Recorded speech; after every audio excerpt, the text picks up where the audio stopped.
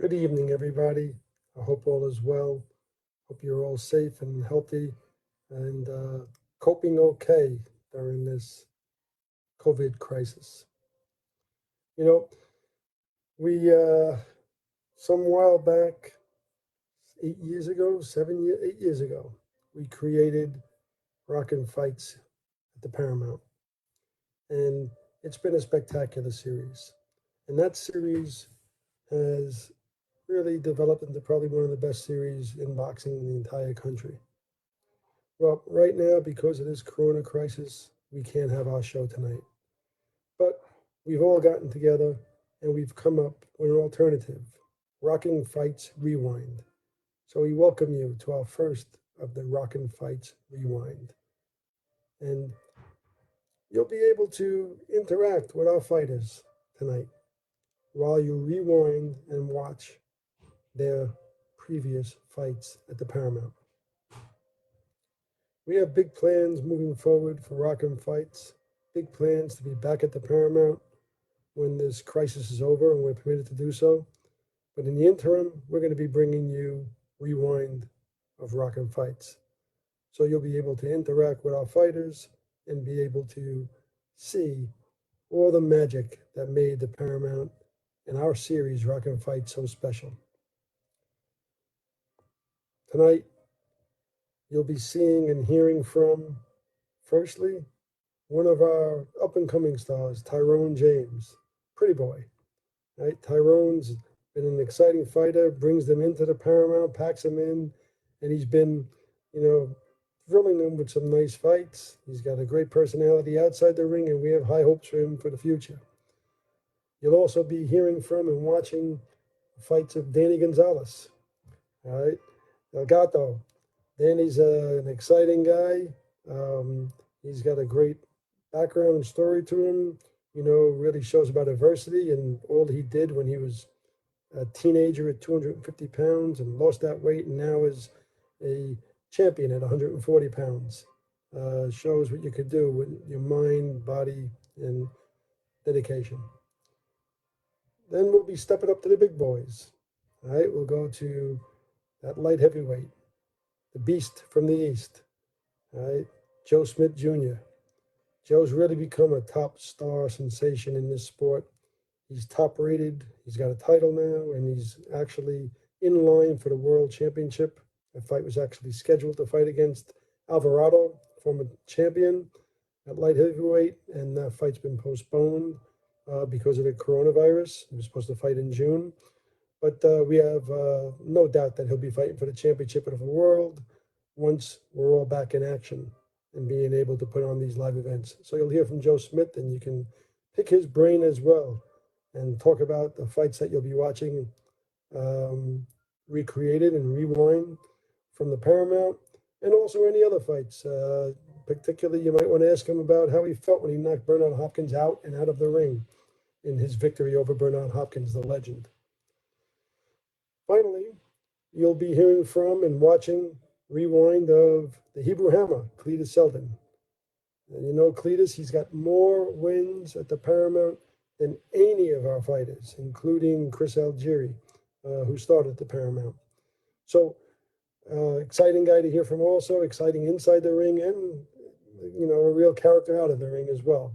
So we expect a good night. We expect you to have a lot of fun watching these guys. I know it's not like being at the Paramount, which is unlike anything else, but it'll be a good time and a unique opportunity to pick the minds of these fighters. Look forward, and hopefully you'll enjoy your night. I want to thank everybody for working to make this and bring this to the fans, particularly Tony Palmieri from my team, Star Boxing, who's been working very hard on the social media and outreach program, as well as our partners, Core BTS and WebEx.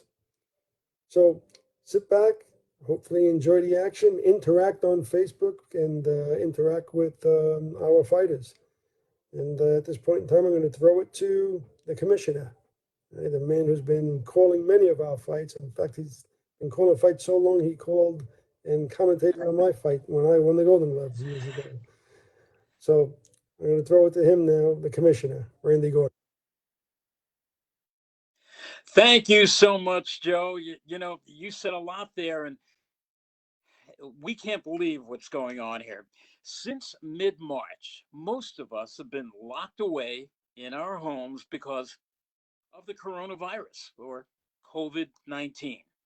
Businesses have shut down, airlines have cut down flights, and cruises have become almost non existent. Sports, for now, are not being played. I mean, baseball should be on right now, the big fight should be on, but athletes are not competing. That includes our favorite sport, boxing. And you just heard Joe DeGuardia.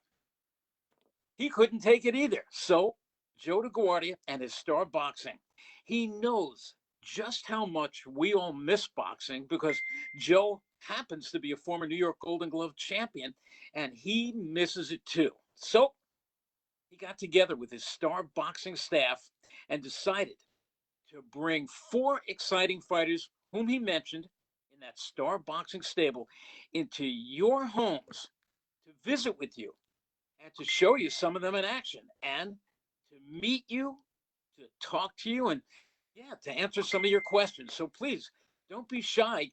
Jump aboard and type in your questions. Obviously, we're not going to be able to get to everybody, but we'll be choosing which questions we are going to be asking to you, and we hope it's one of yours. So for the next 90 minutes, get set for Rockin' Fights Rewind. And you heard Joe mention there's going to be four incredible fighters from his stable. 140-pounder Cletus, the Hebrew Hammer Seldin, who might be the hardest single shot hitter in that 140-pound division. He's going to be one guy. You've got another guy, 140-pounder Danny Gonzalez, who has lost 2 fights in 22 fights. One of them, a decision to none other than Chris Algieri, world-class Chris Algieri. Danny Gonzalez, as good a shape as a fighter can get in. The guy throws around 100 punches around. Then you've got Joe Smith, and you heard Joe talk about Joe Smith. When it comes to punching as a light heavyweight, this guy hits like a heavyweight. He ended the career of Bernard Hopkins. Yeah. Sent him down and out through the ropes onto the floor. I mean, when Bernard Hopkins went down and through the ropes, we were hoping he was going to be okay. He has since told me he's never felt a puncher like Joe Smith Jr. You're going to hear from him as well. And we've got an up and coming 154-pounder by the name of Tyrone James. And yeah, his nickname is Pretty Boy. And I believe we're going to start with him on Rockin' Fights Rewind. So Tyrone, if you're there, welcome to Rockin' Fights Rewind, and let's have some fun, brother. What's up? What's up? How you guys doing, man? I hope everybody's fine. I hope everybody's staying safe due to this coronavirus and everybody staying home and being protective. But to the fight. We up to the fight. I hope everybody's doing well. How you doing, Commish? I am doing fine. And before we take a look at this fight, what have you been doing in quarantine and lockdown? Have you? Rumors have it that you put on about 80 pounds. Have you? No, that's a lot. That's a lot. 79 pounds. 82.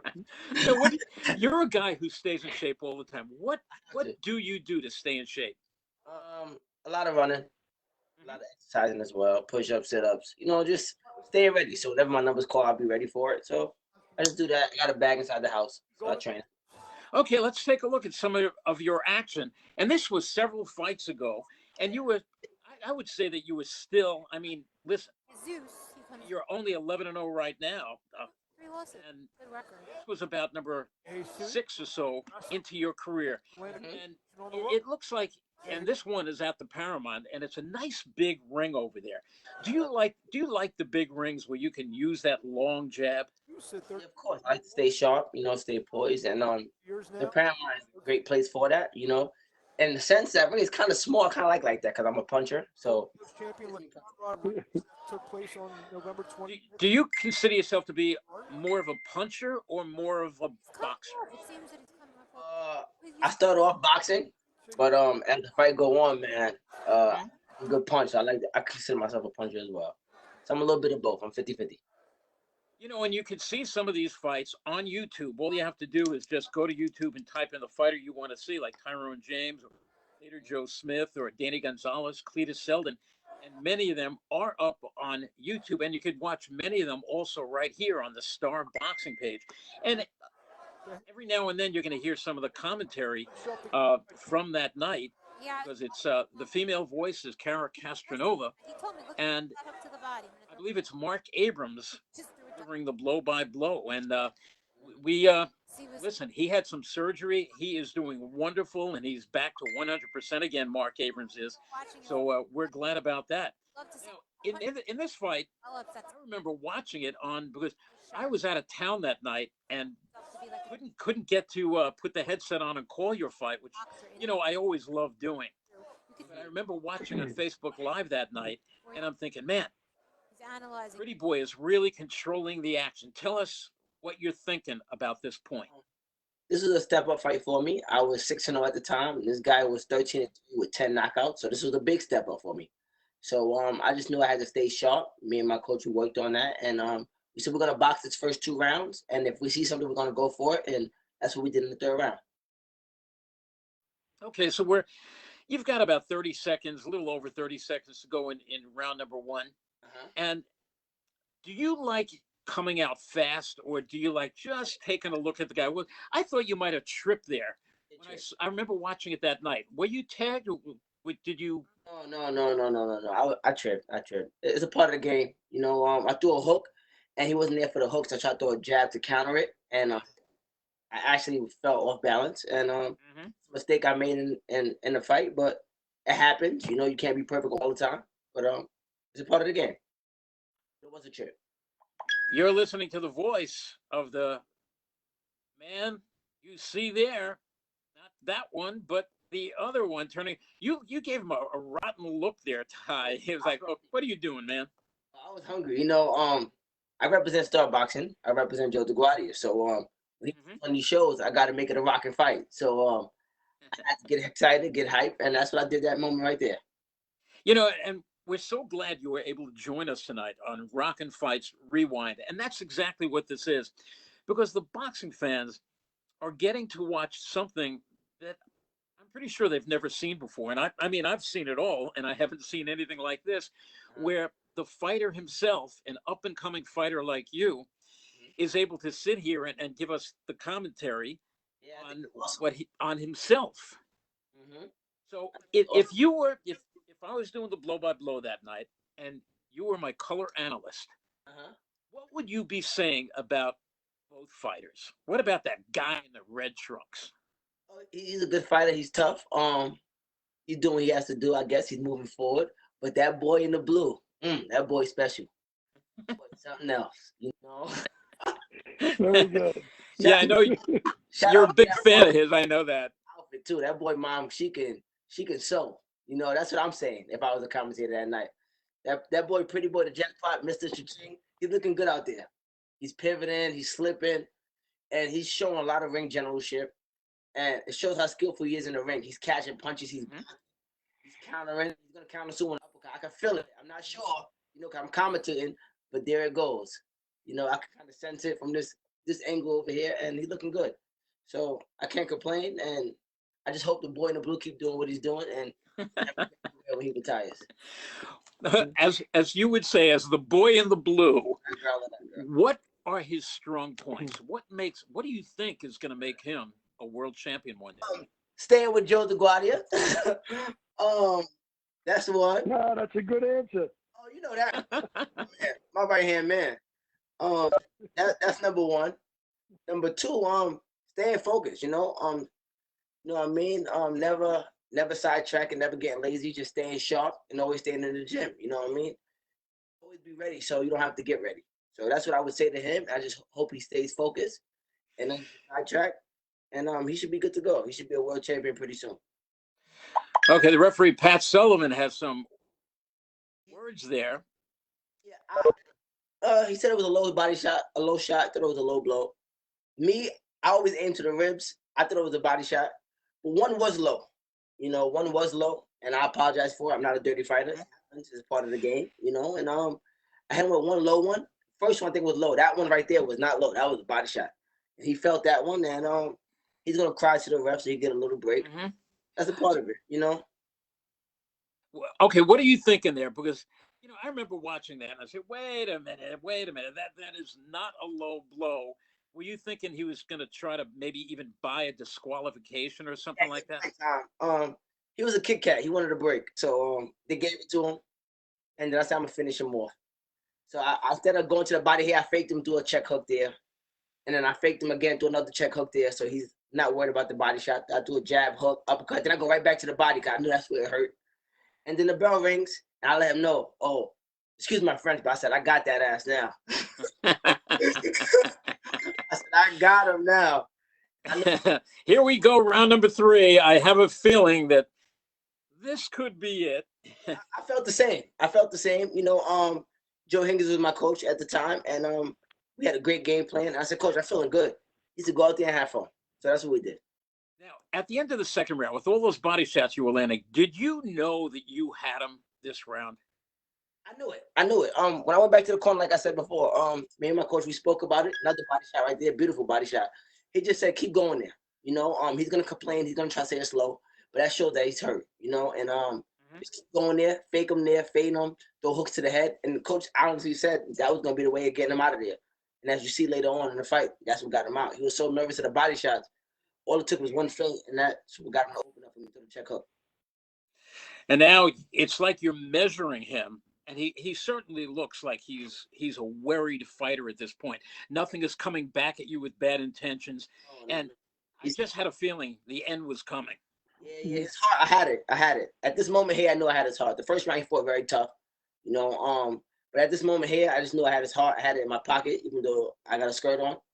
But I just knew I had it here, and I just had to keep it. And I know if I let go of that momentum, then he'll probably try to take it back. So I made sure I kept it the whole time.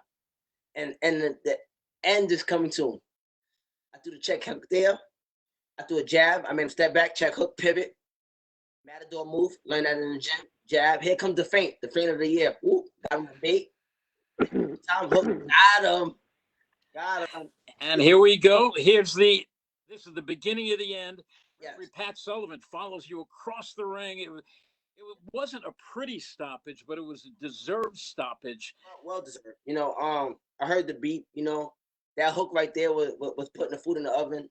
When the ref stopped, that meant it was done. So they stopped the fight. And I never go against when the ref stop it. They see stuff that the other opponent doesn't see. The guy whoever gets stopped, they always feel like it's not a well-deserved stoppage. But the ref sees what they don't see. So I don't disagree with the stoppage. But if they didn't stop it there, they're going to stop it sooner or later. Okay, now watch it again here. And remember, this is in your 6th fight. Since that time, you've gotten 5 more victories. You're 11-0. And as we watch this stoppage here, and the referee, Pat Sullivan, is doing it, he wasn't sure whether he's going to stop it, I guess, and he kind of followed you across the ring. But I got to ask Joe DeGuardia. Joe, I know from day one, when you first told me about Tyrone, whom I knew from the amateurs in New York, and you said you were signing him, and I said to myself, that is a good signing because this young man has talent. What did you see in him? No, well, you could see what he's got. Tyrone's, he's got some future. And, you could see the speed, you could see the measuring, and he's got that great personality outside the ring. You remember years ago when I signed Antonio Tarver.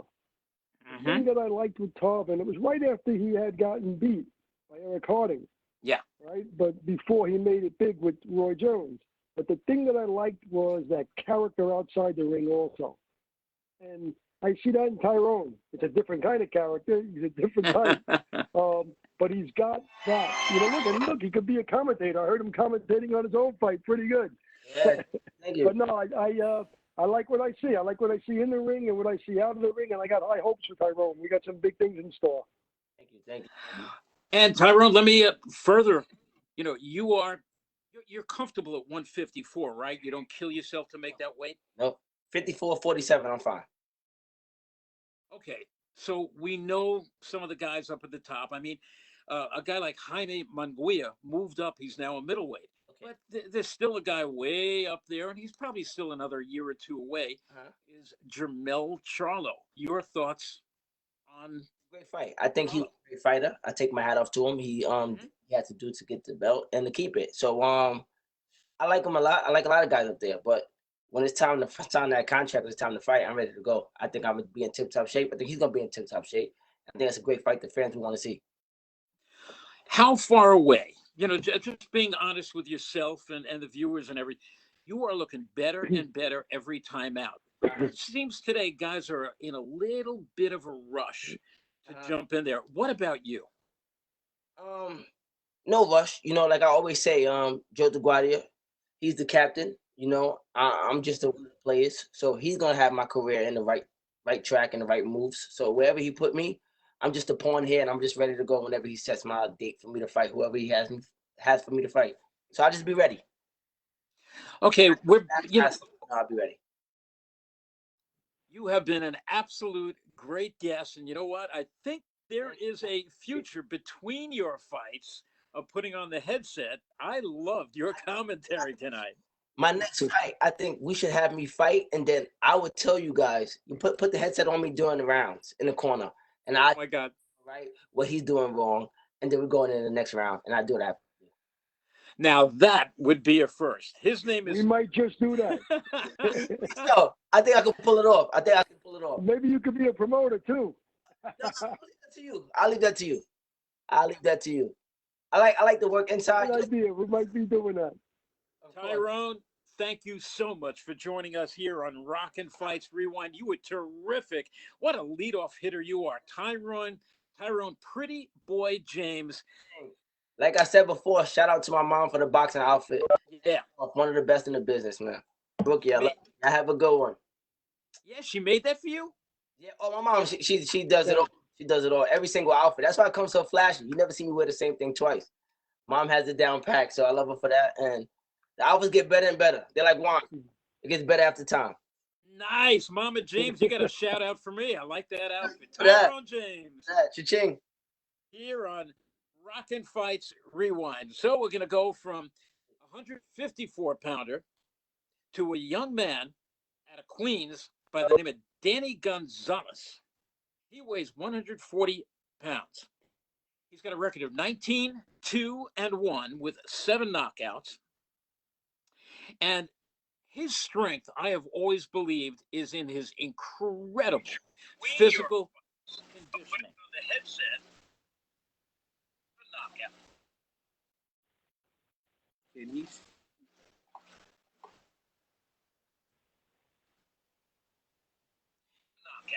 And I do believe we are still on. You know, there's going to be our little glitches here.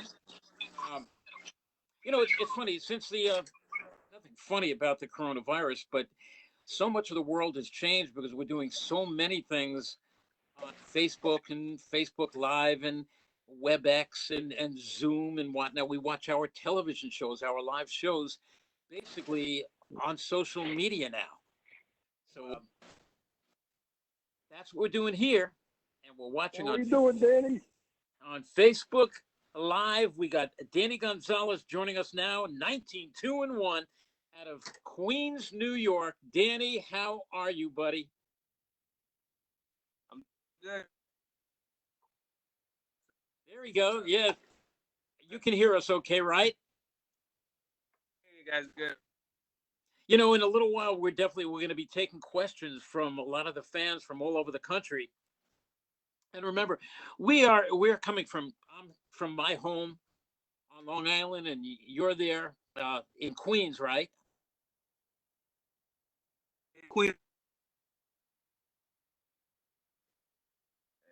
Okay, now tell us what's going on here, because I must tell you, this was one heck of a fight, and I felt it was a learning experience for you.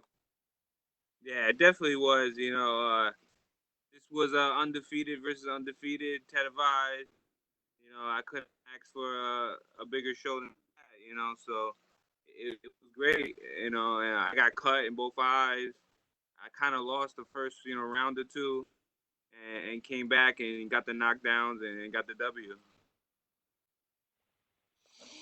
So when the bell rings, and you heard me before say that you're not known as a knockout puncher. You've got 7 knockout victories in your 19 victories. Well, first of all, during this coronavirus, a question that I asked Tyrone James before that I'll ask you, what have you been doing? Have you been doing any maybe additional training in your home, any strength exercises, or you just going about your training and running the way you normally do without a gym?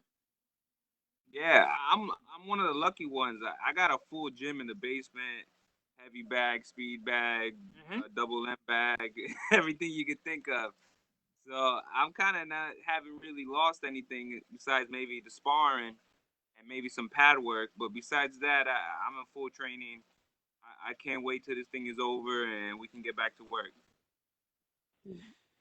I think you echo everybody's sentiments, and that's why we're so thrilled that we're able to do this Rockin' Fights Rewind tonight, because everybody wants their boxing, and I don't. You know what?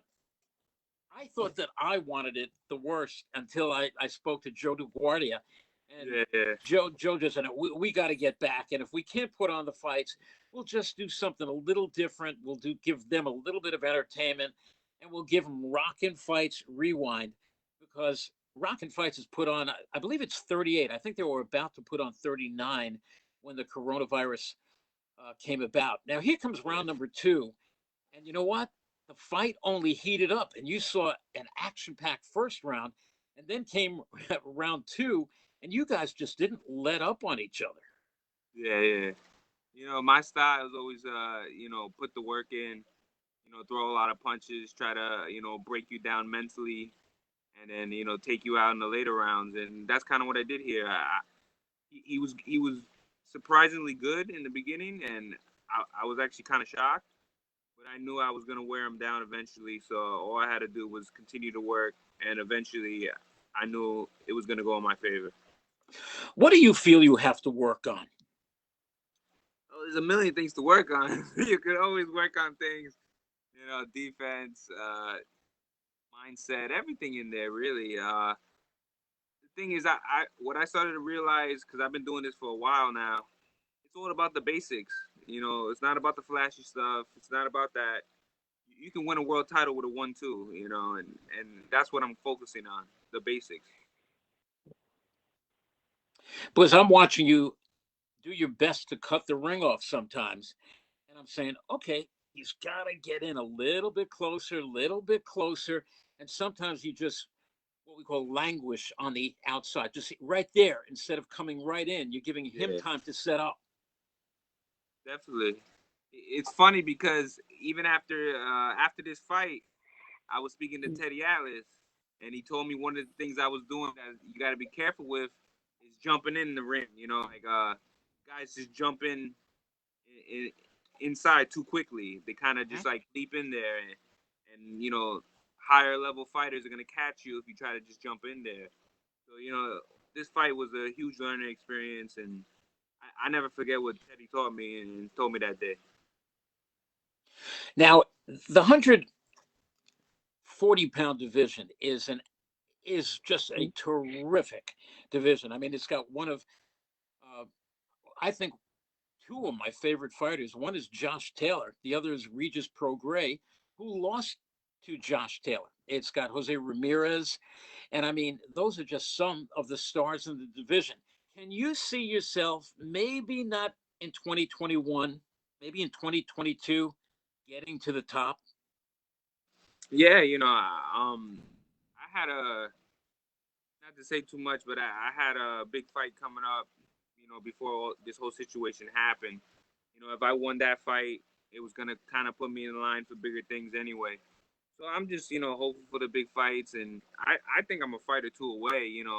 I don't know when things are going to get back to normal, but when they do, I don't think I'm too far away from challenging, a world champion.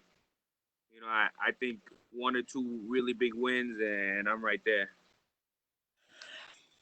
You fought on ESPN early in your career, and a lot of fighters tell me it's a nerve-wracking thing to fight on television, on especially on a stage like ESPN.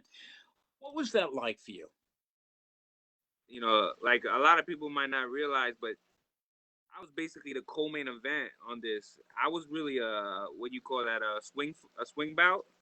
Mm-hmm. Basically, the co-main event ended pretty quickly, and they threw me in there. So I was right before the main event. So I could imagine there's probably millions of people watching me.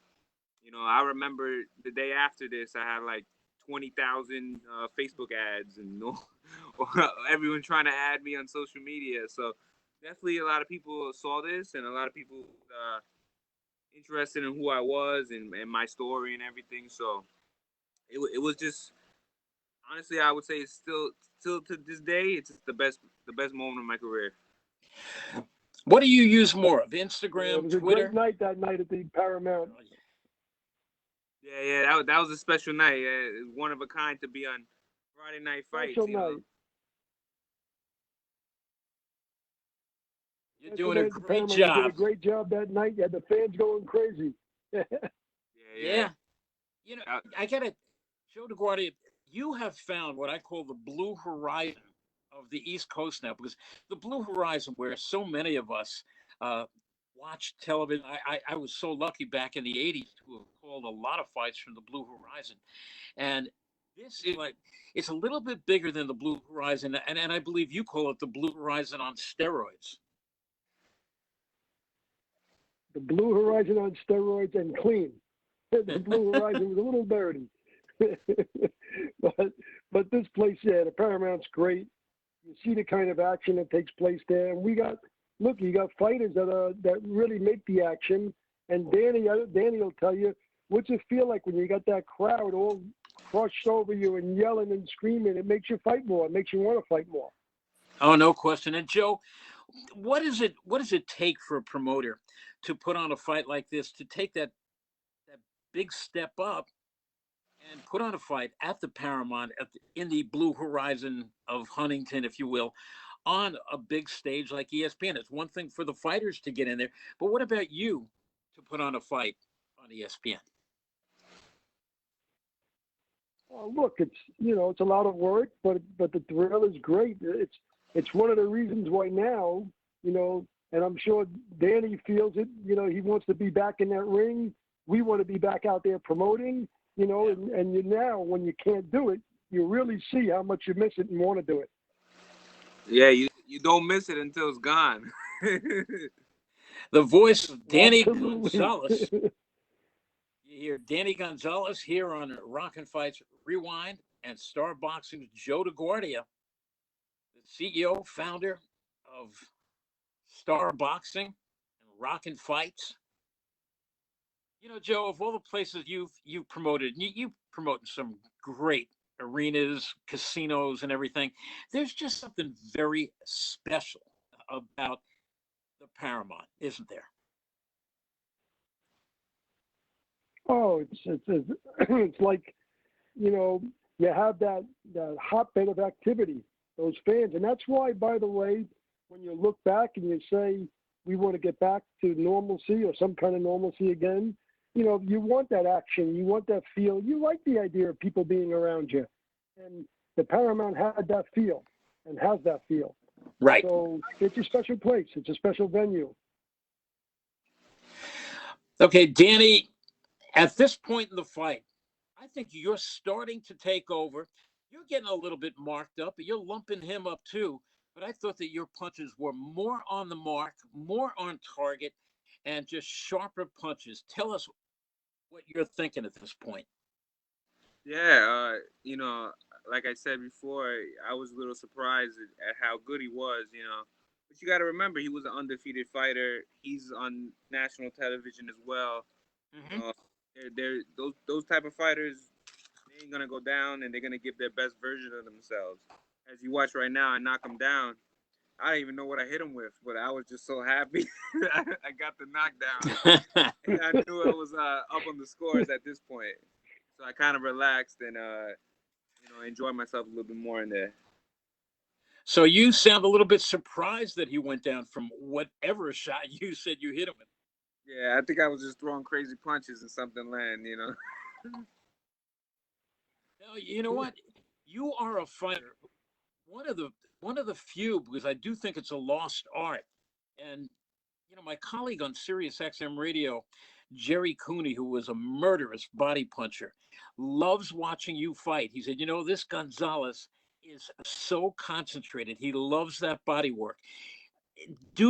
Is it something that really is part of your game? Like I started boxing kind of late, so I don't have maybe the 20 years of experience or 20 years of amateur experience like a lot of these other guys. But one thing I do have is like I just think a mental strength and a will that's just like on a different level, and it's really my advantage against anybody. So when you're in there and you're fighting that type of fight, it becomes a fight of wills. So I always believe I'm gonna outwill my opponent. So I want to do that fight because I know that fight ain't no one gonna be able to handle it with me because they're gonna eventually fade and give in. Mm-hmm. We're talking to Danny Gonzalez, 140-pounder, and we invite everybody to. You can put in your remarks and certainly your questions. That's exactly why we're here tonight. So you guys can get to meet the fighters, talk to the fighters. We have a question from Zach in Huntington. He asks, where does your nickname El Gallo come from? So yeah, basically I'm Puerto Rican, and in Puerto Rico they have something called rooster fighting, where they have male roosters fight each other and they kind of fight to the death. So basically, when I was an amateur, guys would scream out "Gallo, Gallo," because I used to come out with the Puerto Rican trunks and all that. So the name kind of just stuck with me because I kind of moved my head like a rooster, and I'm always going in for the kill and willing to die in there for the win. Very good. Okay, we got another question. Referee just got out of the way there. Sometimes the referees can't keep out of their own way.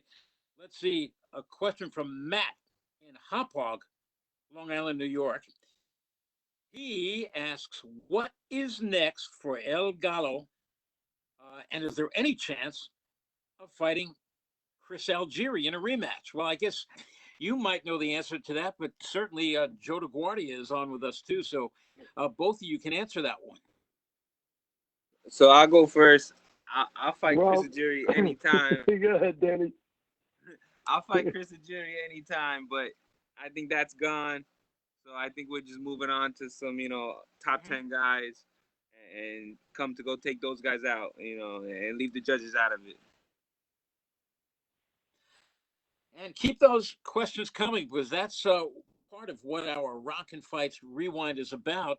Because as Joe DeGuardia was talking with his star boxing staff, so wanting to put on a fight, knowing he couldn't put on a fight unless perhaps it was behind closed doors, he said, you know what? As we're getting a little bit closer, why don't we just give them a Rockin' Fights Rewind and not just put on replays of every fight, but invite several of the fighters in and let the fighters meet the fans, let the fans meet the fighters. So we're going to keep asking you guys, you're watching right now, throw the questions at El Gallo. And here comes round number 6. Now, you're a guy who just doesn't get tired, do you? Yeah, like I believe, the most important thing is preparation. So, I'm all year, 365, 24/7, always training, physical fitness, running, sprinting, all that. So, I'm always know that my gas tank is going to be better than everybody else's. I remember in this fight, I felt him giving up. Like, I felt like he kind of gave everything he had. And he was going to go with one more spurt, and then he was going to be done. Mm-hmm. So later in the round, you're going to see, like, he's just completely exhausted and kind of just collapses from, like, clubbing shots, just literally through exhaustion. So, this was a real gutted out fight. All I did was put the pressure on. I ended up getting cut in both eyes. He didn't even look at it one time and just stayed focused because I knew it was going to break him down eventually. The voice of Danny El Gallo Gonzalez. And you heard Joe DeGuardia in tonight's opening of the show talking about the unbelievable weight that you shed. I still can't believe that you were the All-American fat guy. I mean, how much? I don't mean to, but you're about my size, about 3 foot nothing, and I couldn't picture myself being 200 some odd pounds. What in the world? What was it that got you? Was it candy? Was it ice cream? Was it all of the above? I think it's all of the above, but I got a sweet tooth for ice cream. But I just didn't have no motivation, to be honest. I was kind of not knowing what I wanted to do with my life. I was kind of just in high school in that weird age, and that weird time. So I was just eating, and I guess I was just eating my feelings away. I don't really know, but I was just, I just wasn't focused. And then, I started watching, fights and stuff like that. I always watched it my whole life. And I said, hey, maybe I could do that. So I started fighting with my friends in the basement. And we just would beat each other up and see who wins and stuff like that. But eventually I ended up thinking, I was kind of beating up all my friends. So I realized I might be good at this. So, my mom took me to the Universal Boxing Gym.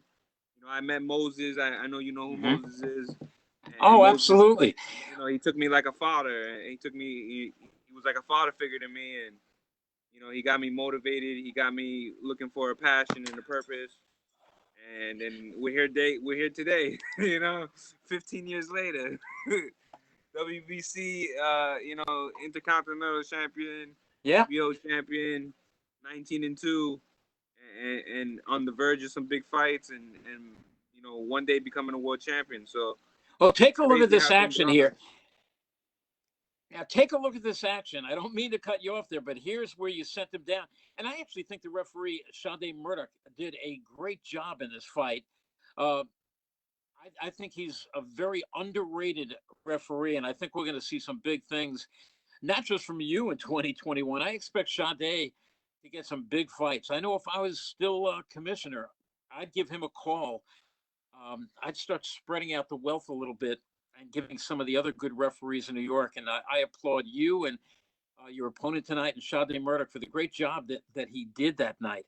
Yeah. Was there any doubt when you were standing there? I mean, you were saying, are they going to give this to me or? Nah. I had the 2 knockdowns. So in a 6-round fight, you get 2 knockdowns. It's kind of hard to rob somebody like that. So I knew I had it in the bag. No question about it. So what are you going to be doing now? I mean, we're getting closer to an opening, but it's not like we're 2 days away.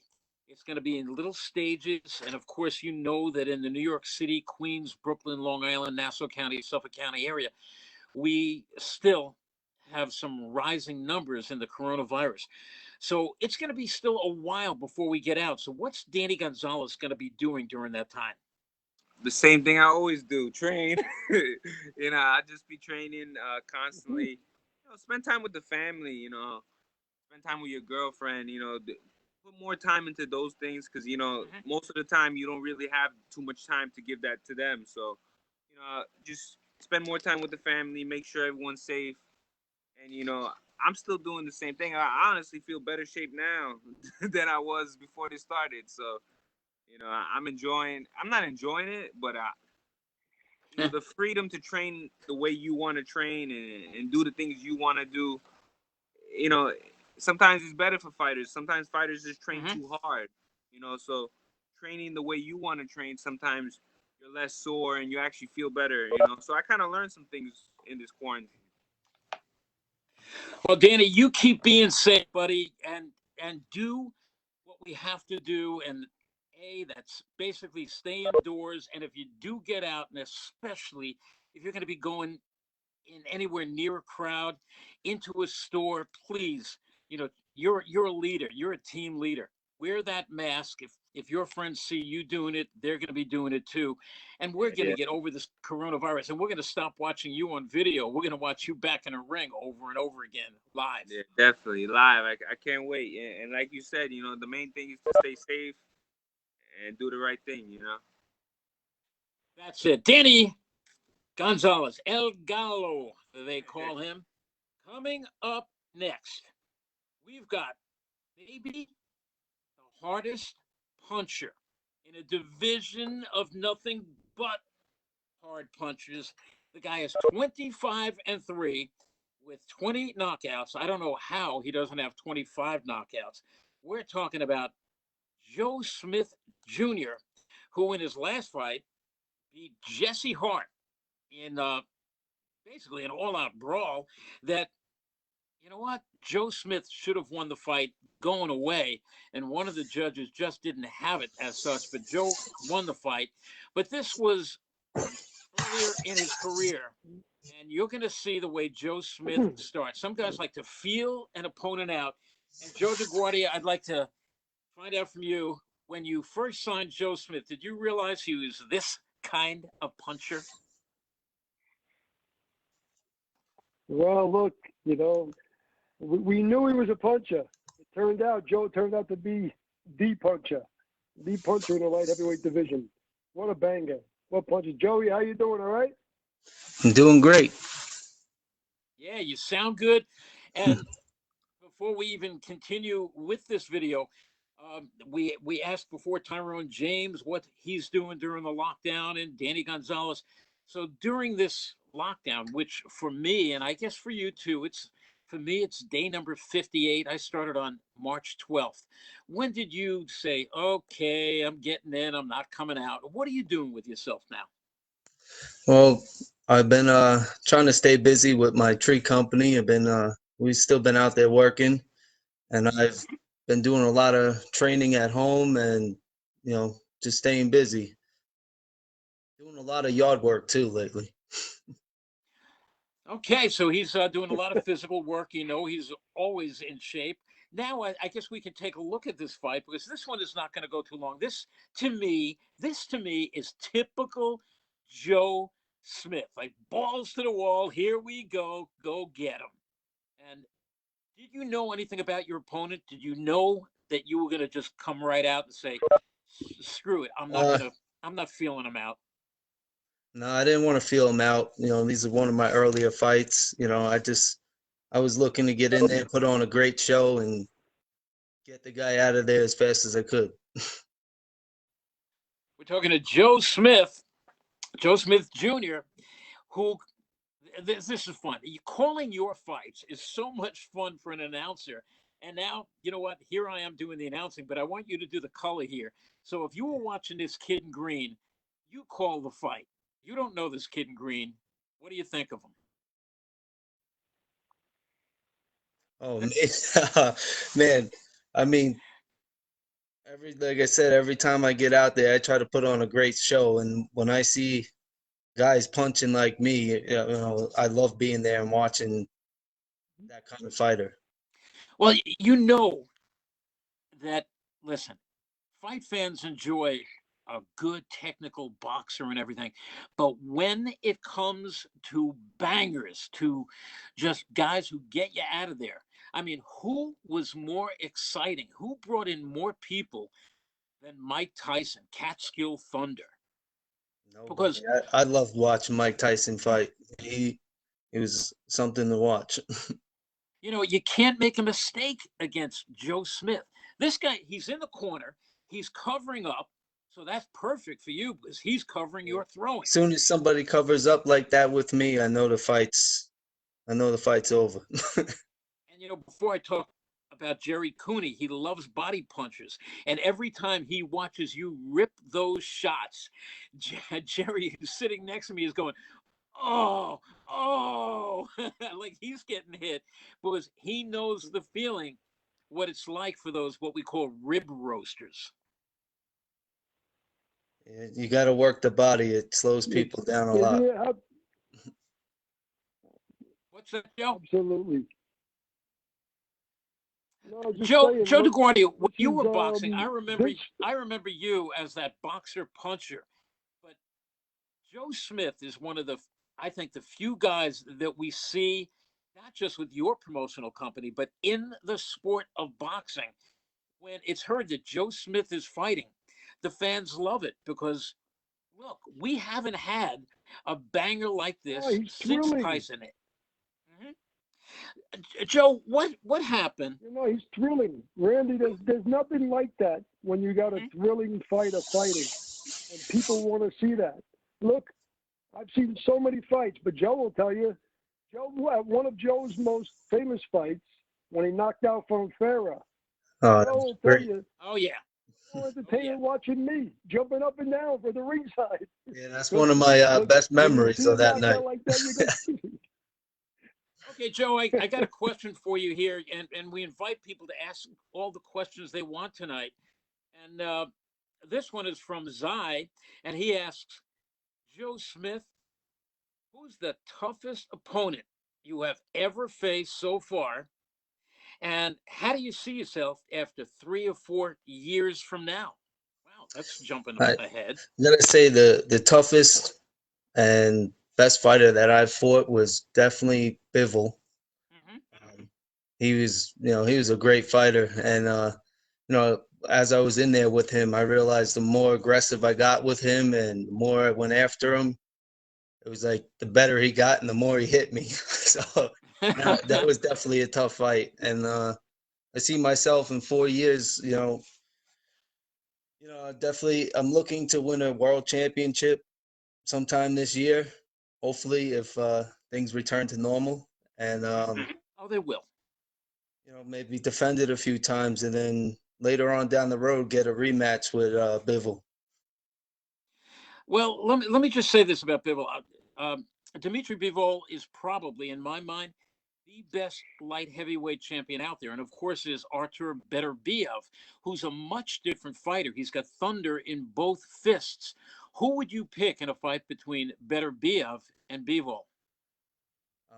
I like Bivol. He's, technically, he's a very good boxer and very smart in the ring. We're talking to Joe Smith Jr., 25-3, 20 knockouts, sitting at the top of the contenders in the light heavyweight division. Let's say we get back to action, the coronavirus, we get the green light, we can go out again, and everything will start up again. How soon will it be when you get the call from Joe DeGuardia and he says, okay, Joe, I got a fight lined up for you? How soon do you think you'd be ready? I'd be ready in 2 weeks. I'm staying in shape, and I'm ready, man. I'm always ready. I want to get back in there as soon as I can. That's funny because so Joe DeGuardia, you heard that. You know that the second we open up, you're going to have to give Joe Smith a call. Well, Randy, we know where we're going with Joe. We got a world title shot on the horizon. And before this COVID crisis came, we knew we were going to be fighting against the former world champion, Alvarado.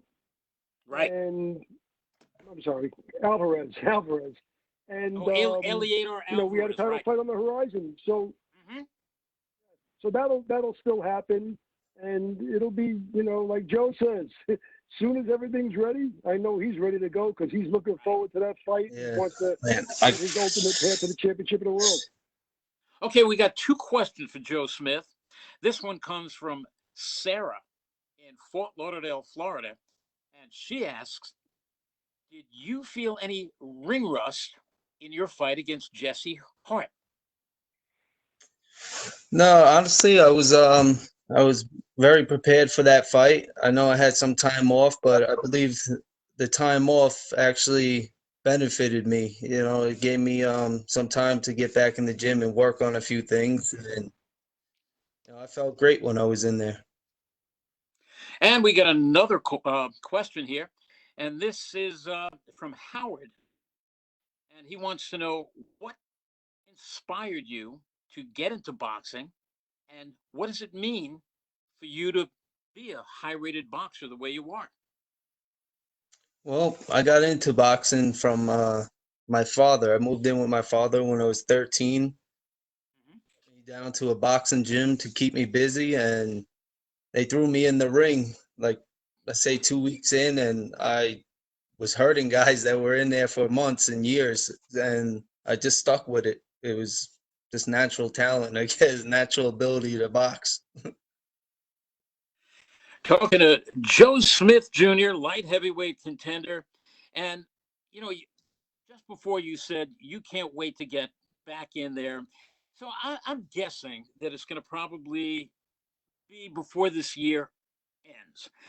And to me, it's been, listen, it's all been a lesson for us. We've never been through anything like this. Months and months of a pandemic, of being locked up. And Joe, take a look at this fight. Um, what do you see for yourself in 2021? Do you want to jump right back in there? Oh yeah, I'm looking to get right back in the ring as soon as we can. How about this one? You just saw yourself land a bomb. Yeah, this was a great fight. This was a great show at the Paramount. I love fighting at the Paramount because it's a small place that holds a lot of people, and the sound of the fans just screaming in there is great, you know, and it gets me going and amped up. And I just want to, you know, fight as hard as I can and put on a great show, you know. That you always do. Okay, here's a hypothetical for you. If you could snap your fingers and make one fight happen, and that's whether it's with a contender today, a champion today, or even a legend from yesterday, who would Joe Smith like to put himself in the ring with? I mean, right now my goal is to win a world championship. So any of the champions, I just want a belt. I want to hold another one of these, but a world championship.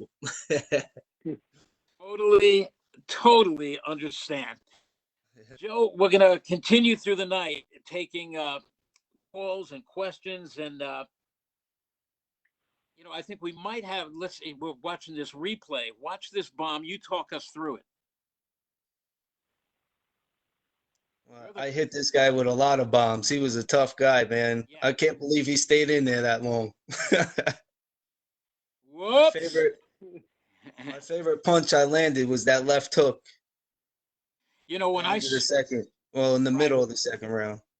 When I saw him fall in the ropes, I said, Joe Smith is not the kind of guy who's going to say, I'll give you a moment to get out of there. You went right after him, didn't you? Yeah, I mean, I was just on him the whole time and landed big shots, but this guy refused to stay down. He just kept getting up. You know, I've seen guys put other fighters through the ropes. You put Hopkins through the ropes. You almost put him through the ropes, and you would have become the first fighter I ever saw do two guys through the ropes. Yeah, that would have been something. You and Jerry were going nuts at this fight. Well, you know, that's because we happen to love the action. And, of course, you know, the fans there at the Paramount are just berserk, especially when there's a wild fight or there's a guy that's a puncher like you. Look at that shot. That excites people. I mean, we love and we respect the boxers. But when a guy has that one punch power, yeah, Jerry and I are going to go nuts. So will all the fans that are watching. The ref was loving this fight too. He was in there smiling the whole time. Every time I landed a punch, he had a big smile on his face. Yeah, referee Sammy Verwet. You know, I don't know if you know this about Sammy. He's an attorney, and he spends most of his days in a courtroom. So his hobby is refereeing. So when he's able to do his hobby and get in there with an exciting fighter like you, yeah, he's going to be smiling. Whoops, had to get out. He made a good call there. He signaled the knockdown. Yeah. Almost knocked him down, too. And there's that. What a perfect left hook. Perfect. Yeah. Yeah. It was like a couple of I was shocked he got up from that. You know, Joe, that was a textbook left hook. And I remember Cooney watching it. And Cooney knows how to throw the left hook. He said to me, he writes on a piece of paper next to me that night, he put textbook. So you got that from Cooney.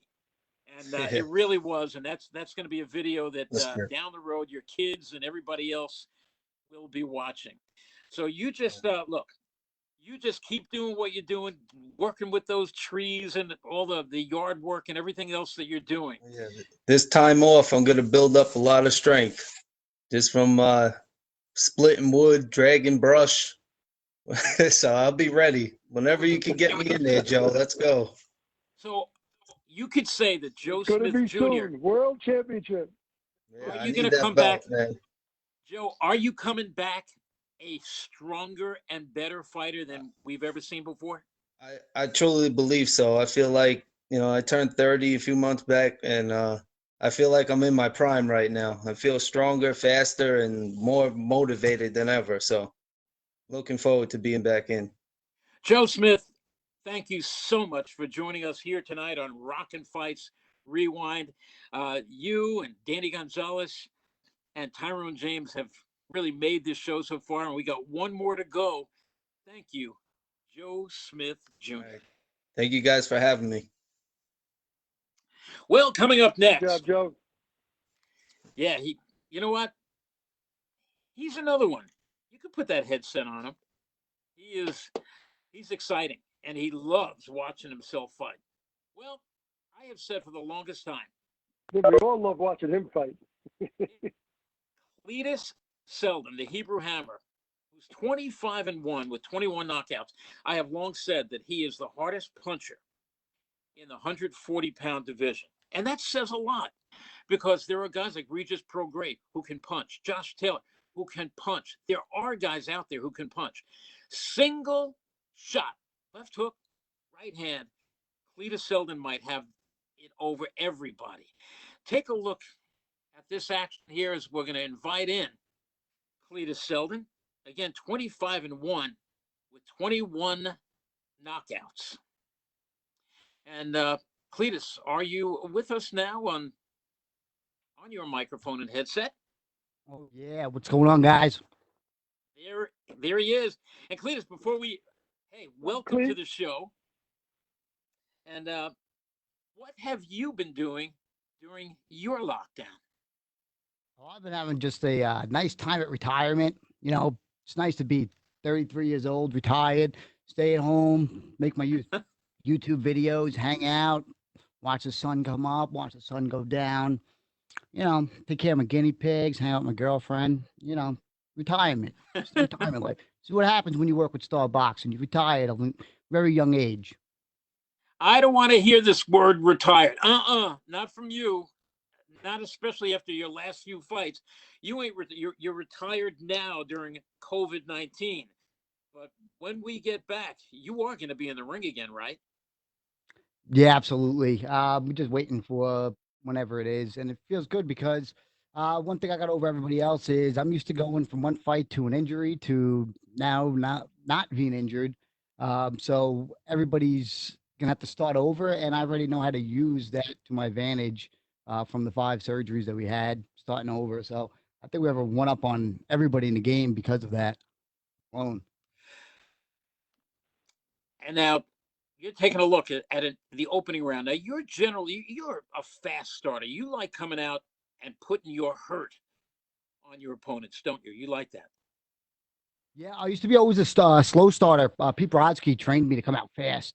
We started that right at the beginning because I used to always get better at like the 3rd round, but because of the 4-round fights is starting out, you can't waste your time. So Pete taught me how to become a fast starter and just take the life out of you right away.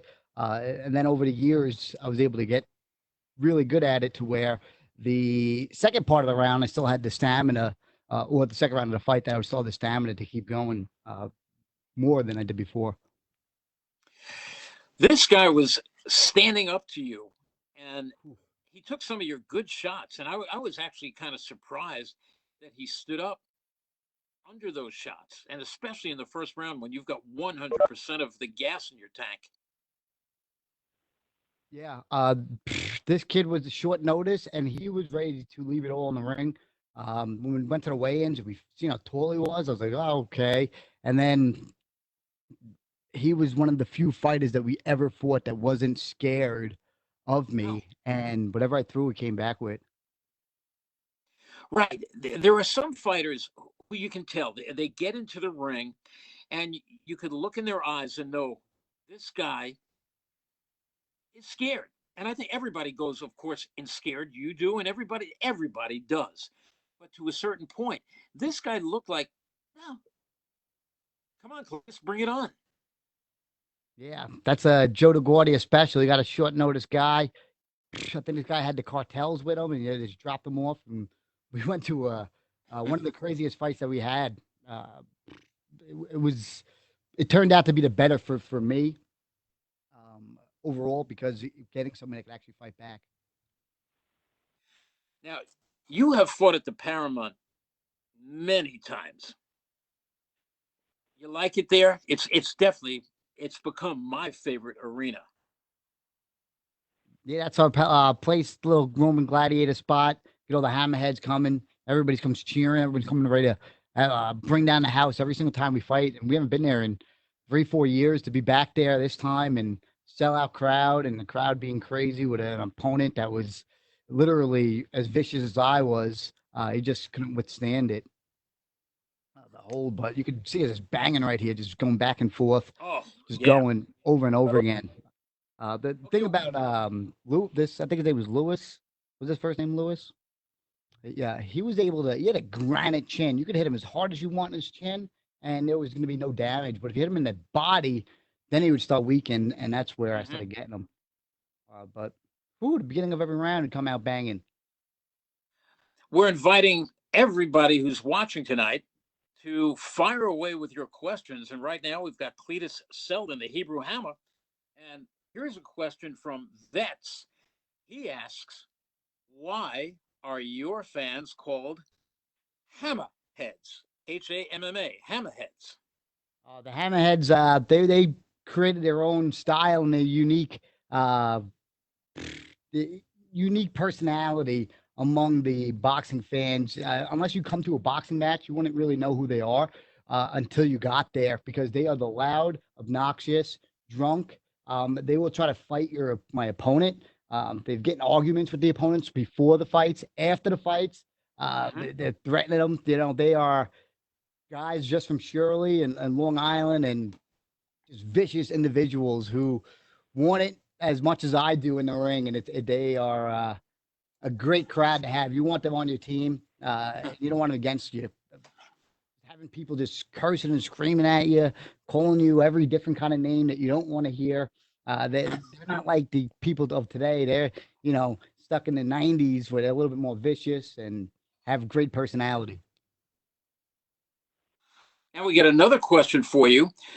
Don't you typically like fighting tall dudes like this? Don't you like getting inside? Yeah, usually the bigger guys, we can usually come in, stay low, and then crack them over the top.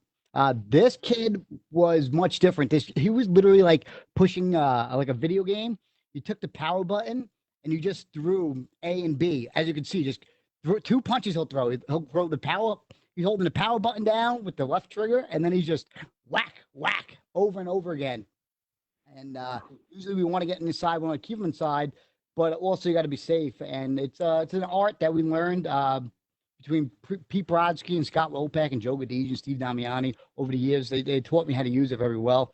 Nobody else fights on the inside like we do, and able to come across with our forearms and be able to stop people in the fights. Where do you do most of your training? For the past 2 fights, we've stayed here in Westbury, New York. We used to go to West Palm Beach for every single fight. For the past 2 fights, I stayed local. I got a little bit more things that I need to get done here because of my surgeries, between physical therapy, acupuncture, the hot yoga, all these guys that I need for me to perform each and every day. They are here on Long Island, and I need to stay with them. Burke Gordy, Ray Matfield, all these guys. Even a hot yoga spot, I need it. I can't leave it. It's not worth it. You mentioned your surgeries. How are you? Because you've had just about every part of your upper body work done. How is everything? Your shoulder, your elbow, and everything else?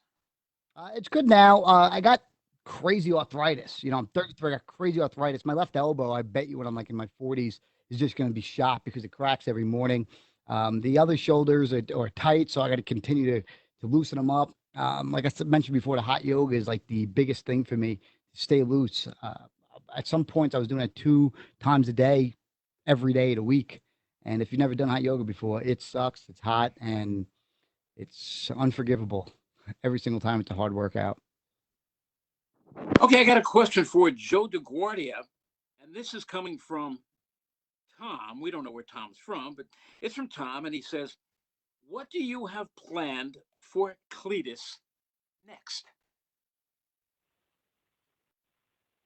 Well, like, look, we had some big plans in store. Right now, it's unfortunate we have this coronavirus that's put everything on hold. You know, Cletus had a nice win here. You know, he had the surgery before this. Before that, he had a great win with Zab Judah. This fight, you know, he fought a tough cookie on late notice. And this guy, you know, I don't know if you remember, Randy, this guy knocked out Miguel Berchelt. You know, Yes. Berchelt is a multi-time world champion, undefeated star right now. So this was a very good win, and it's the kind of win that propels you and puts you into the right opportunities and the right fights. But, you know, we're on a hold. We have to wait for boxing to come back. The whole country's down. Once we're back in action, we're going to pull Cletus right back in action and, you know, get him back up there. And we want to, I know what he wants. He wants, I'm sure, the same thing Joe talked about, and that's getting a world title shot. That's you know, what fuels things here. And he grabbed the NABA title in this particular fight. So we're a step towards that, and his ratings going up. You know, the next goal is going to be trying to position for a big fight and a world title fight. We'll see how the world turns, though, and we'll see what we have to do first to get there. Cletus Seldin, would you rather fight a guy who ran around the ring or came right at you? From what I learned from the Ulysses fight, I can actually box anybody right now. If they run away or if they come at me. The great thing about somebody coming at you, though, people can literally feel your tenacity, your heart, the will of your toughness inside those kind of fights. You know, you can see that more than one of those mental fights where you got somebody moving on you the whole time. And what I learned, obviously, from the Ulysses fight, you demonstrated beautifully with Zab Judah, you know, being able to go left and right against somebody, being able to switch from lefty and righty, not being able to have somebody commit to one side and then swipe over to the other side and totally confuse you. Knowing to go into fights that are not injured. So all those little things that we learned from that Ulysses fight, I can take on anybody right now. We do a lot of speed training as well with it, trying to be more elusive compared to being that, you know, big bull that we're normally used to. And I still throw the most punches than anybody at 140 pounds. Each and every round, we try and throw at least 100 punches every single round. Every fight proves it. What Zab Judah was, we threw like 1,200, 1,300, 1,500 punches in just a little span. So we were all action.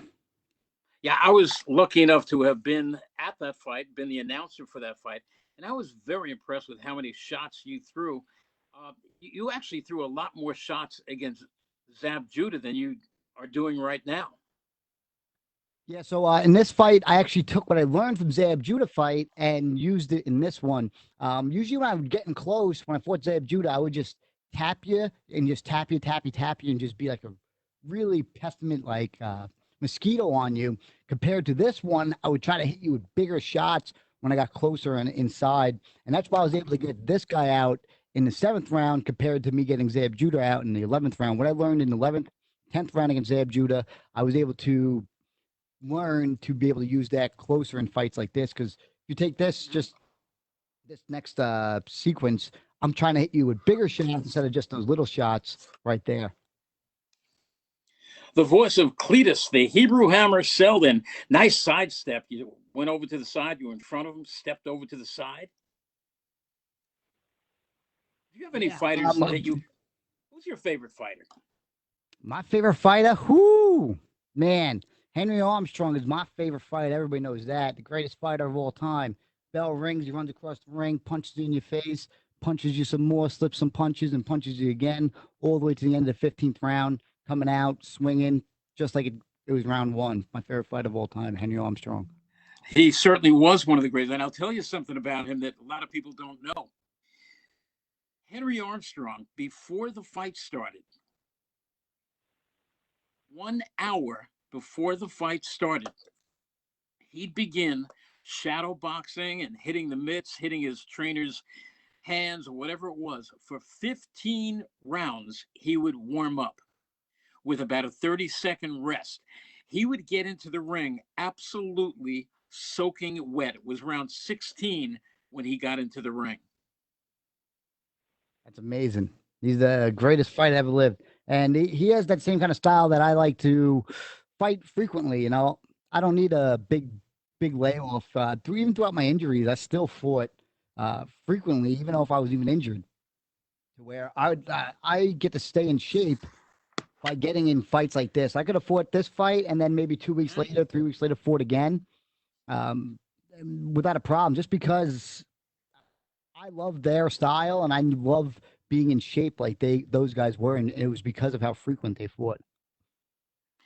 Okay, here's another question for you. This is from Howard, who says, I love watching you fight. What separates you from every other fighter in your division, and what would you say is your best punch? Obviously, the best punch is going to be the overhand, right? You know, they call me the hammer for a reason. I hit you with that right hand. It's just lights out. And it's just my will to be competitive and not wanting to lose. Just the type of person I am. I don't care what it is. If we're playing Madden, we're going for a race, we're drawing a coloring book. I don't care. I want to be the best person that I could possibly come up with and win at all costs. I don't care what happens. I'm going to go out there and try to win that fight, no matter what. And as long as I keep having that competitive edge, I will continue to box in the sport, because you can just use it, and you can just see it in the fight. You know, what's winning the fight? My tenacity and my competition, where I just want to keep competing and keep working, just like we are right here. Cletus Seldin here on Rockin' Fights Rewind. Loving this tonight because the fans are getting a treat. They're so boxing starved that this is just a real treat, because they get to meet you and Danny Gonzalez, Joe Smith Jr., and Tyrone James. Here's another question for you. This one is from Kelly, and Kelly wants to know, if you could pick your opponent for your next match, who would that opponent be? Oh, Joe DeGuardia knows this. We're going to be Manny Pacquiao. That's simple. It's easy. We've been waiting. Pacquiao, I thought he was actually booked. From what I was told originally, you know, we were going to get the Pacquiao fight and just move on. He's definitely perfect for me right now, because he doesn't want to fight every second of every round. You know, he's been taken off, you know, he fights part of the rounds nowadays, and he would be a excellent opponent for us to just spark my career. Okay, Cletus, sit back for a second, because we've got a special guest coming in. It's going to be Matt Pomara of Core BTS, and he's got to ask you a question. So, Matt. What's happening, What's going on, Hammer? How you doing? What's up, Matt? I know you're a big fan. I know you love that style. I always support you guys. How you guys doing? Great to see the Hammer. Great to see the Hammer. Of all your bouts, what was your absolute toughest? And you said Pacquiao. Would you want to deposit Pacquiao in the front row like Joe Smith did to Bernard Hopkins? Oh, absolutely. That's how we fight. You know, me and Joe Smith still got that tenacity where ride or die, baby. We don't care. We just want to finish the fight and getting the other guy knocked out. If it's the first round or the last round, we don't care. And what was the other part you wanted to know? If you're looking to, what was your what do you think was your toughest bout? Fight. I think toughest fight was actually Clarence Booth. I was 2-0. He was 2-0. We went at it out in Florida at the Hollywood. Hollywood, Florida. Yeah, Hollywood. And 2 undefeated guys. He went and got signed. I was still like a free agent, and we just 2 guys. That was Pete Brodsky style, getting a bunch of guys that were undefeated and fighting each other. I had to really find out who I was, you know. in that fight because he came out, batted me up, but I sucked it all up and got to work. No one really seen that fight. I actually threw him in the fight and then came back and literally remember just each punch, just trying to finish it. And it was a great 4-round fight. It helped me boost my career. And something we talked about earlier was talking about the slow start. I was the slowest starter in the first 2 rounds, and he took advantage of it. Matt, thank you so much, Matt. From Core BTS, want to thank you for jumping in, Matt Pomara of Core BTS. Yeah, it's great. Thank you so much. Thanks for having me, guys. And again, our first interaction with Star Boxing was Cletus's press conference. So we're really proud to be here with him on Rockin' Fights Rewind. Thanks for having me. And thank you for being here. Joe DeGuardia, I got a question for you. What is it that you do to constantly, you're always developing these fighters? As many fans don't even realize, he can't just take a fighter and throw him into some big fight because, look, they're not ready for it. What is it that you do that makes it so successful over the years for Star Boxing to allow you to develop these guys? Well, look, we're fortunate. We got some rough, tough kids that are coming out from that Long Island area. We got a great venue right now. You cultivate them, you move them, you develop them right. And, they got to have the heart and determination as well. So it's a great process, and it's a fun process. There's nothing like developing a guy from scratch and bringing him up to the top. And we're pleased and proud that we've been able to consistently do it, particularly with this series at the Paramount, and be able to be successful with a club series like this. It's great stuff. Thank you, Joe. And Cletus, we're watching you as Joe is talking. You are just not getting off this guy's chest, are you? Yo, he lit me up in the first couple rounds, and I wanted to get him back. I hold that in. I know Matt's first fight was coming to the press conference with me and Garrido. I had the same tenacity. He was over there shaking his butt in front of me, and I was like, yo, when I get in the ring, I am not going to stop. I am not going to stop hitting this dude. And I remember the 7th to 8th round, I was just like, I'm just sucking up. I want to kill him. Just go after him and just give him pain. And that's what I enjoy doing, just taking the life out of you and sucking your soul. I got to tell you something. The day before at the weigh-in, I saw something in you. I said, man, I have known Cletus Seldin for years, and I have never seen him with a game face like this. Not for Zab Judah, not for anybody. You were just in the worst wicked mood. And I said, oh, my God, I would not want to be that opponent. Yeah, I remember doing the we did a little interview, and we were killing that interview. We were rocking it out, and they came and interrupted it. But something about the Star Boxing weigh-ins, when they make you show up like 3 hours early and you sit there, want to rip somebody's flocking head off, and this guy just makes you sit there, and he doesn't even show up till like the last 10 minutes. You just want to just destroy whatever's in your way, and I usually do the next day. Yeah, because I'm telling you, I was talking to you right when you got off the scale, and I said to myself, I don't even want to do an interview with him. He is in a rotten, vicious mood. He's like, you were like, well, Randy. Yeah. Joe. It's a tough thing. You got these guys, and you were a commissioner. You were the commissioner in New York. You know what it's like. These guys, they got to make weight. They're not eating for hours and drinking, and then they got to wait around. Maybe we should be going back to the days where you do put them on a scale and then have the doctors look at them. Well, you know what? That's also because I don't run the commission anymore. The weigh-ins would be a lot quicker, a lot smoother. But I got to tell you that Georgie Ward does an amazing job running it. And Bobby Orlando do a great job. No, the commission's doing fine.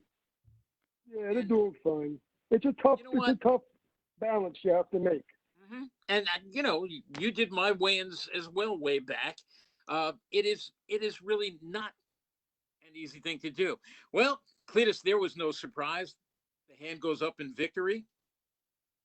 And who would know that we're going to be sitting here months later in a pandemic lockdown. Could you have ever foreseen something like this? I feel like I'm a character in some Star Wars kind of movie. Ooh, I love Star Wars. Everybody knows that. Got one of the largest Star Wars collections you're gonna find, to be honest. Um, it's actually funny because usually I go into a fight and I get injured. So it actually literally felt like I went into a fight and I got injured and we're just sitting around doing absolutely nothing and I'm trying to recover. This is actually the first time that's actually worked out in our favor that we were the last boxing match probably that took place before this whole pandemic happened. I think it was like 2 weeks before. And I was extremely happy because you could see, like you see me at the weigh-ins, how I'm just like, I just want to get in the fight. I just been training for the past couple of months and I've been sucking and just trying to get into the ring for that night. So I'm glad that everything didn't get canceled on us for that. Yeah. And I was able to get through this. One of the few times in my career where I actually lucked out on something to where we actually got the boxing match in. We got to be part of everything to where now, what do you do? Star boxing, are they going to go back and try to fill in the fighters that they missed out? Or are they just going to cut them and just go on to where it's supposed to leave off whenever it is, whenever we take place? And next in line is definitely me, because I just fought and I'm ready to go again. Well, there you are with your hand up. And I don't know if you know the referee, but there's a boxing pedigree there. That's referee Al Lobianco, whose dad was one of the greats of all time, Johnny Lobianco. So I didn't know if you knew that, but Al had been off for a while. He's actually got a booming jewelry business, or did until this whole thing. And then he decided he was going to launch a comeback as a ref. And I'm glad he did because Al knows what he's doing in there. And I thought he refed a tremendous fight with you. Yeah, absolutely. Before the fight too, he was knowledgeable. He said, "I watched your fights on YouTube. I know what to look out for." He didn't interrupt us. Even though on the inside it might look like I'm using my head or I'm using my elbows, I'm not. I'm just basically setting them up in positions where I need to get them so I can land that next shot and try to be as safe as possible for myself and for the opponent. I don't want the fights to ever stop because of headbutts or illegal shots. So it's a brutal way that I fight on the inside, and the referee just let us go to work, which was great. Okay, I got a question for you from, let me see, it was Pete, Pete Rivera, and he wants to know, for your last fight, Pete Brodsky was not in your corner. Will Pete be returning to your corner in the future? Yeah, absolutely. Now, we started with Pete since the beginning, and he had a big problem with his daughter. He was taken care of down in Florida, so he was obligated to stay with her. And because I trained the last fight up here, I was really under the guidance of Scott Lopek, and I really trust everything he has to say. And his relationship with me, he trusts what I have to say, and we work together. At the same time, we do take Pete's advice to what we need to get down for the fight. We used a lot of it for the Zab Judah fight, even though we had to train with him. We worked a lot working on the lefty in that fight. You caught on to it a little bit later on in the fight for that Zab Judah fight, and continue to use that same work in this one. So Pete will still be around. He's my manager, and him and Brian Busto, my managers, and beginning of my career trainer. Cletus, you did a great job tonight. Enjoyed watching your fights. Enjoyed talking to you, taking your questions. Thank you so much for joining us tonight. Oh, it's awesome. I get to hang out with Joe DeGuardia. This is like the greatest moment in my whole pandemic. This is amazing. I'm just so, I'm speechless at this point. It's so awesome. Thank you for having me. Go put your mask on. Cletus Seldin. We want to thank Cletus and Danny Gonzalez and Joe Smith and Tyrone James. Joe DeGuardia, just a great idea that you had here tonight for Rockin' Fights Rewind. Your final thoughts, buddy. Well, look, firstly, Randy, thank you, and I appreciate you coming on board with us. It's always great having you here commentating. And, I'm glad our guys were able to get out there and interact a little bit with the fans and give the fans something. It's so tough being, you know, for all of us, being locked up, not being able to get our sports, our entertainment, and our action. And I'm glad, and the fans got a chance to speak with our guys. And, you know, we have 4 great guys on tonight that all have special characteristics and qualities in and out of the ring. And I'm glad we were able to put this together. I think it went well, and we'll be doing it again. Just basically, we're going to provide some kind of activity before and until we can go and put these live events back on. I know the fight fans around the country were thrilled because we are all starved for our boxing. And while it wasn't live boxing, it was a live show with live fighters, live personalities. Again, Cletus, Seldin, Danny Gonzalez, Joe Smith, Tyrone James, and the CEO and president founder of Star Boxing, Joe DeGuardia.